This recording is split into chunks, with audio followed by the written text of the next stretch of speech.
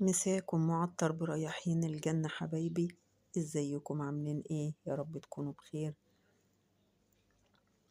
ايه رأيكم في اكياس الملوخية بقى؟ هنخزن الملوخية. انا خزنتها معاكم قبل كده مرتين، دي المرة التالتة بطريقة تالتة ومختلفة خالص.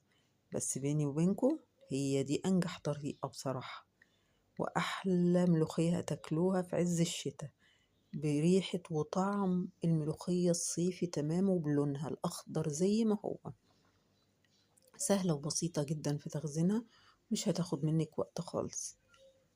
أنا خزنتها معاكم مرة ورقية زي ما هي، دي أفشل طريقة بصراحة وبكل صراحة. أنا طلعتها من الفريزر بعد ما عملت أول كيس، أنا رميت بقية الأكياس. لا، ما كانتش حلوة خالص خالص خالص، وما كانش ليها طعم خالص. ديت هي الوحيدة اللي حسستني إن أنا لسه باكل ملوخية صيفي تمام، كأني في الصيف بالظبط.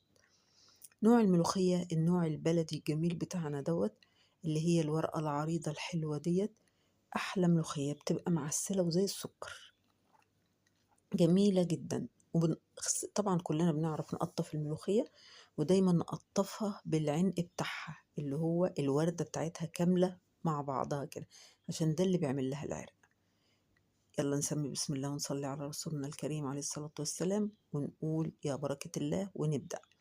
أنا جبت حلة صغيرة مش كبيرة، لأن الكمية اللي أنا عاملاها دول 4 حزم بس، يعني 2 كيلو بس، مش أكتر من كده. حطيت فيها مية، المية أول ما تغلي نزلت عليها بمعلقة سكر كبيرة وربع معلقة كربوناتو، بس كده، مفيش أكتر من كده.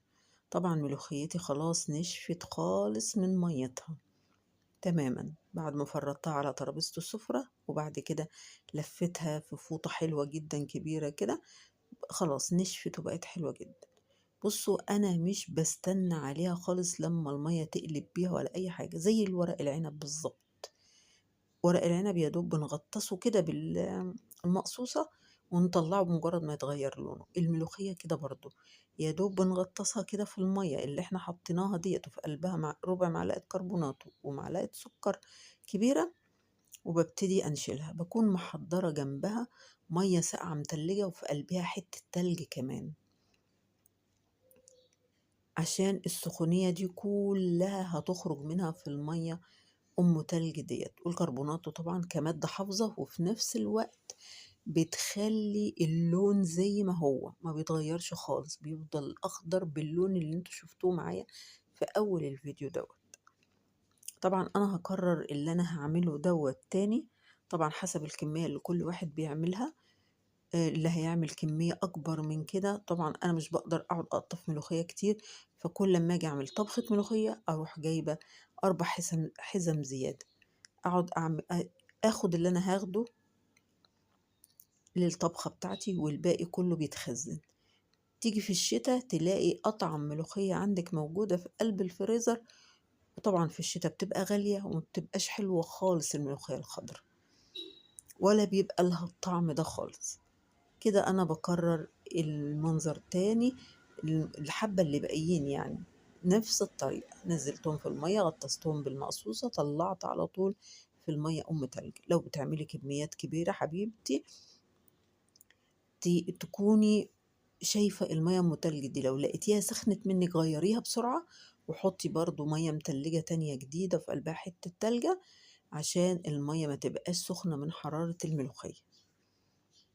بس كده أنا خلصتها، هسيبها أصفيها بقى في المصفى، أحطها في مصفى وأسيبها تصفي ميتها، وبعد كده أخدها أحطها في قلب الخلاط، وأحط عليها ربع أو نص كوباية مية متلجة، وأضربها في الخلاط. أظن مفيش أسهل من كده، أسهل طريقة لتخزين الملوخية بلونها الأخضر الزرعي الجميل دوت اللي انتوا شفتوه معايا.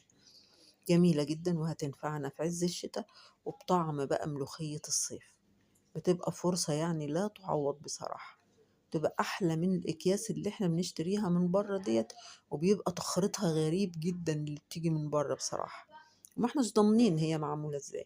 بصوا اللون بقى بتاعها جميل قد ايه، وسمكها هي دي.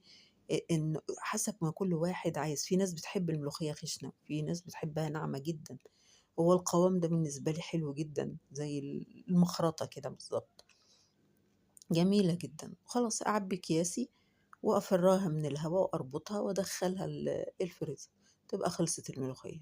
بُصّوا سمكها وبُصّوا لونها بقى، رائع جدًا. يالّا جرّبوها بقى وإن شاء الله هتنجح معاكم وهتحبوها جدًا في عِز الشتا وأنتم بتعملوها. ويا رب يكون عجبكم الفيديو وتكون طريقة سهلة، وباشكركم كلكم على كل كلامكم الجميل اللي بتكتبوه لي، وبارحّب بمشتركين الجداد كلّهم وباقول لهم نورتوني ونورتوا قناة المسك، ويا رب يكون عجبكم الفيديو. وأقول لكم السلام عليكم ورحمة الله وبركاته. أشوفكم على خير إن شاء الله في فيديو آخر. أترككم في رعاية الله وفي حفظه وفي أمانه. مع ألف سلامة حبايب قلبي.